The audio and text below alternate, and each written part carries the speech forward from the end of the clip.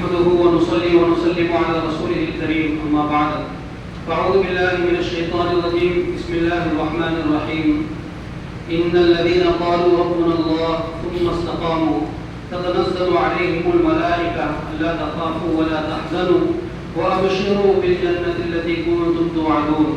وقال تعالى وما جعلنا لبشر من قبلك الخلد أفإن مت فهم الخالدون كل نفس ذائقة الموت.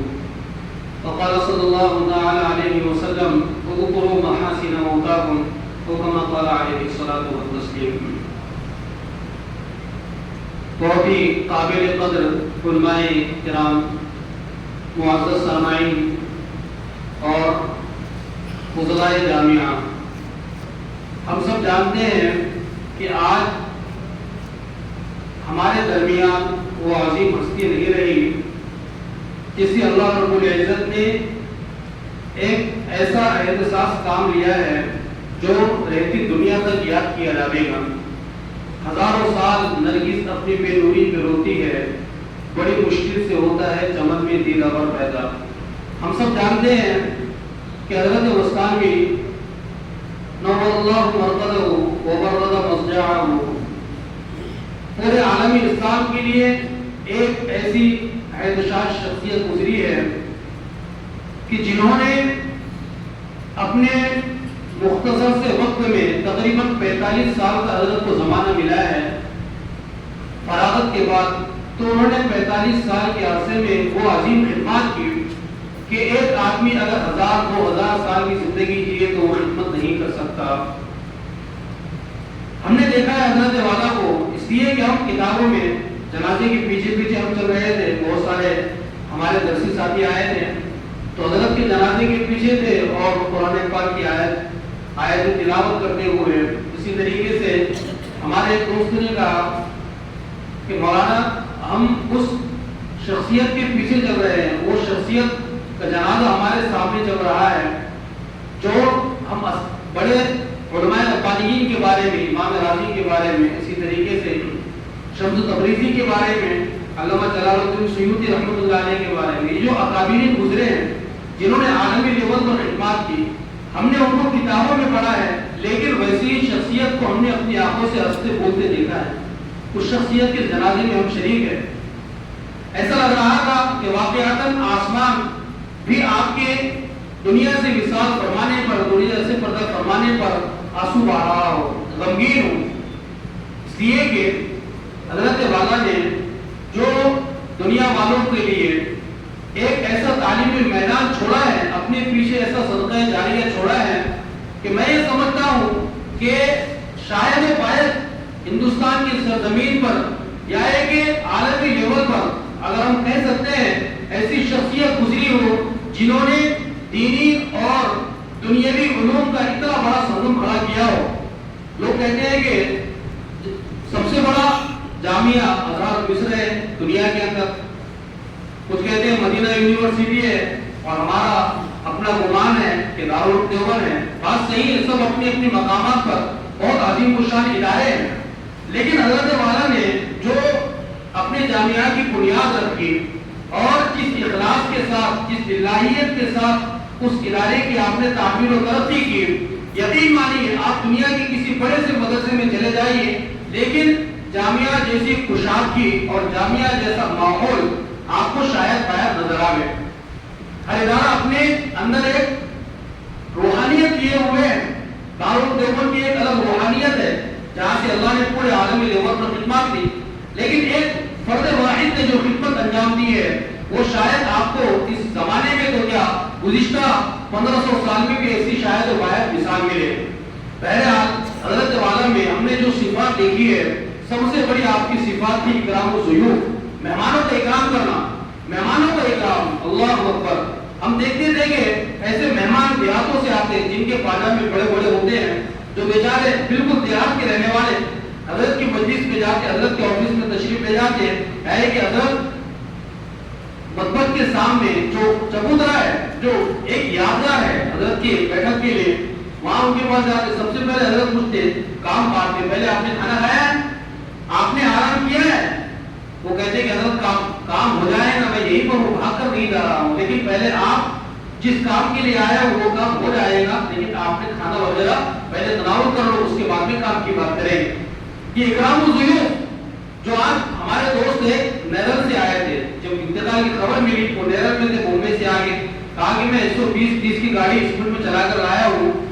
انہوں نے کہا رفیق بھائی وہاں بہت سے مدرسوں میں جانا ہوا، بہت سے ایسی جگہوں پر جانا ہوا کہ ملاقات ہو رہی ہے لیکن جلدی کوئی پانی کے لیے نہیں پوچھ رہا ہے، لیکن حضرت کے اندر ہم نے یہ صفت دیکھی ہے، کتنا بڑا عالم وقت کا شخص، ابتری شخصیت جس کو کہا جائے، اور ان کے اندر یہ سادگی ہے کہ ہر آنے والے مہمان سے سب سے پہلے اس کے کھانے کے بارے میں، اس کے آرام کے بارے میں پوچھنا حضرت کا معمول تھا۔ اسی طریقے سے حضرت والا کو اللہ رب العزت نے جو صفات حمیدہ سے متصف کیا تھا، اس لیے کہ سب علماء کی بیانات ہونے ہیں، میں 5-7 منٹ میں انشاءاللہ اپنی بات ختم کر لوں گا۔ تو حضرت والا کو جو صفات حمیدہ سے اللہ نے متصف کیا تھا، ان میں ایک بہت بڑی صفت تھی زہد عن الدنیا، دنیا سے بے رغبتی۔ ایک ایسا شخص جس کے دل اللہ نے، جس کے طرف لوگوں کے دلوں کو اللہ نے پھیر دیا تھا۔ ایک بہار کے بہت بڑے عالم ہمارے، جب تعلیم یافتہ ہم جامعہ میں تھے اس وقت ایک بہار سے بہت بڑے شیخ الحدیث آئے تھے، نام ان کا ذہن میں نہیں ہے، غالباً مولانا سلیمان صاحب تھا۔ انہوں نے کہا کہ میں یہ قرآن کی آیت کی تلاوت کرتا ہوں، وَأَلَنَّا لَهُ الْحَدِيدَ، کہ داؤد علیہ السلام کے لیے اللہ نے لوہے کو موم کر دیا تھا، کیا کیا تھا؟ نرم کر دیا تھا، جس طرف چاہتے اس طرف پھیر دیا کرتے، موڑ دیتے، اور جو اوزار چاہے یا ضرورت کی اشیاء بنا لیا کرتے۔ انہوں نے کہا برجستہ قرآن پاک کی یہ آیت حضرت وسطانوی پر فٹ ہوتی ہے کہ لوگوں کے قلوب اللہ رب العزت نے حضرت وسطانوی کے لیے نرم کر دیا۔ جو بات کہے کسی میں یہ مجال نہیں تھی کہ حضرت والا کی بات کی کاٹ کر سکے، حضرت والا کی بات کو نہ بول سکے۔ یہ اللہ کا ایک خصوصی کرم تھا، خصوصی فضل تھا جو ہم نے اپنی آنکھوں سے دیکھا ہے۔ حضرت والا بہت سی مرتبہ بچوں کے سامنے، ہمارے سامنے کہا کرتے کہ میرا دل چاہتا ہے کہ میں تمہیں سنترے کھلاؤں۔ ظاہر سی بات ہے 10-15 ہزار مدرسے کے بچے، کالجز کے اساتذہ، اتنا بڑا اسٹاف ہے بارڈر کے اندر، یعنی 20-25 ہزار لوگوں کے لیے سنتروں کا انتظام کرنا یہ معمولی بات نہیں ہوتی۔ لیکن حضرت بیٹھے بیٹھے فون کرتے اور پتہ چلتا ہے کل صبح میں تمہارے یہاں آنے کا انتظام ہو گیا۔ 2-3 طرف مدرسے میں آ کر لگتے ہیں، پورے مدرسے میں سنترے کی چھلکے نظر آ رہے ہیں۔ حضرت فرماتے ہیں کہ میرا دل چاہتا ہے کہ تمہیں کیلے کھلاؤ۔ ایک مرتبہ دوران بیان نے فرمایا، فوراً شاہد ایک صاحب کو فون لگایا، انہوں نے کہا کہ حضرت کل صبح 2 طرف کیلے بھیج رہا ہوں مدرسے کے بچوں کے لیے، عمدہ پکے ہوئے۔ تو یہ حضرت والا کا بچوں کے ساتھ محبت کا والہانہ تعلق تھا۔ حضرت والا نے جس سے جو بات کہی، حضرت نے ایک مرتبہ فرمایا کہ دینیات کی جو بچے ہیں ان کا نظام مشکل ہو رہا ہے، جو دینیات کی بلڈنگ ہے دارالتعلیم و تربیہ وہ ناکافی ہو رہی تھی۔ تو شیخ داؤد البانی حفظہ اللہ جو مدینہ المنورہ کے بہت بڑے آدمی ہیں، حضرت کے پاس آئے تو حضرت نے ان سے یہ اظہار کیا، فوراً انہوں نے کہا کہ آپ زمین دیکھیے، عمارت کی ذمہ داری میری ہے، آپ جاؤ وہاں تو وہاں تھوڑا سا رک کر اندازہ کرنا، اتنی بڑی عمارت ہے جس میں تقریباً آج کی تاریخ میں 6000 بچے ایک ساتھ پڑھتے ہیں، اس میں مسجد بھی ہے، اس کے اندر بہت بڑا میدان گراؤنڈ بھی ہے بچوں کے کھیلنے کے لیے، بڑی بڑی درسگاہیں ہیں۔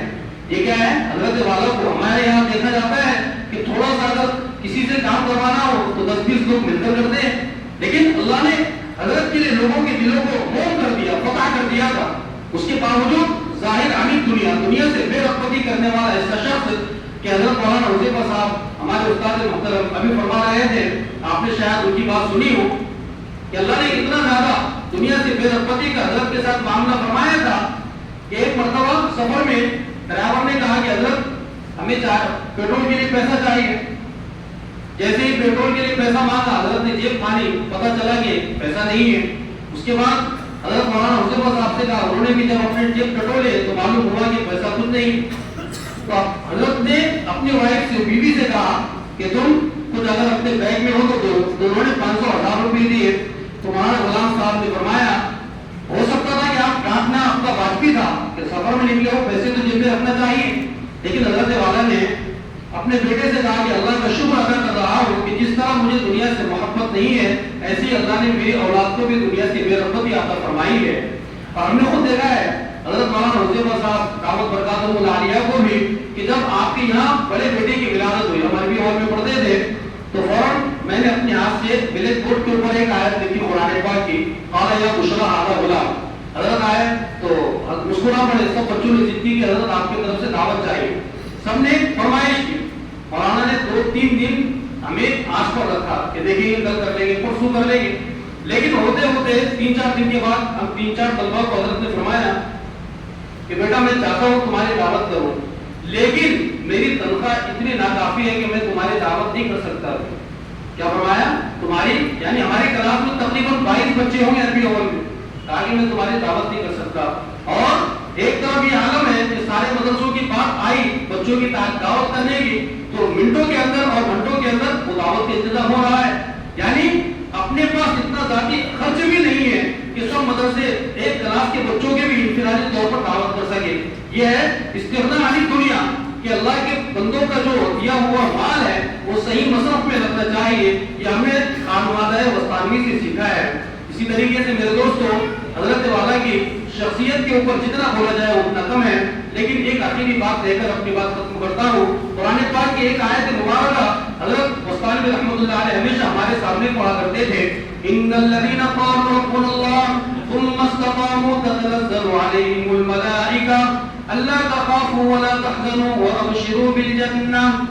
یہ آیت مبارکہ میں اللہ رب العزت فرماتے ہیں کہ جنہوں نے کہا کہ میرا رب اللہ ہے اور اس پر استقامت اختیار کی، پھر کیا ہوتا ہے؟ فرشتے نازل ہوتے ہیں، فرشتے اترتے ہیں اور ان کو ایسی جنت کی خوشخبری دیتے ہیں جس میں انہیں ہمیشہ رہنا ہے.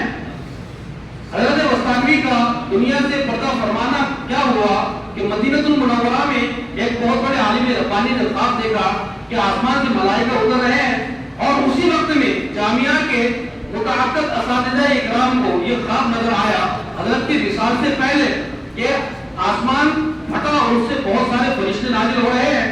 حضرت کی وصال کی ابھی خبر جامعہ کے اندر بھی موصول نہیں ہوئی تھی. جب بیدار ہوئے تو پتہ چلا کہ حضرت والا کا انتقال ہو چکا ہے. یہ آیت مبارکہ کے حضرت بالکل مصداق تھے.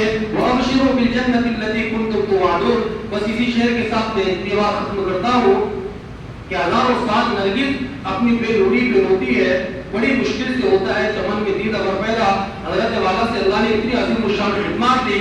اللہ رب العزت ہم سے بھی کچھ دینی خدمات لے لے، اس کے لیے حضرت جیسے اوصاف حمیدہ اپنے اندر پیدا کرنا پڑیں گے. اس کے الطاف تو ہے عام شہیدی سب پر، تجھ سے کیا ضد تھی اگر تو کسی قابل ہوتا.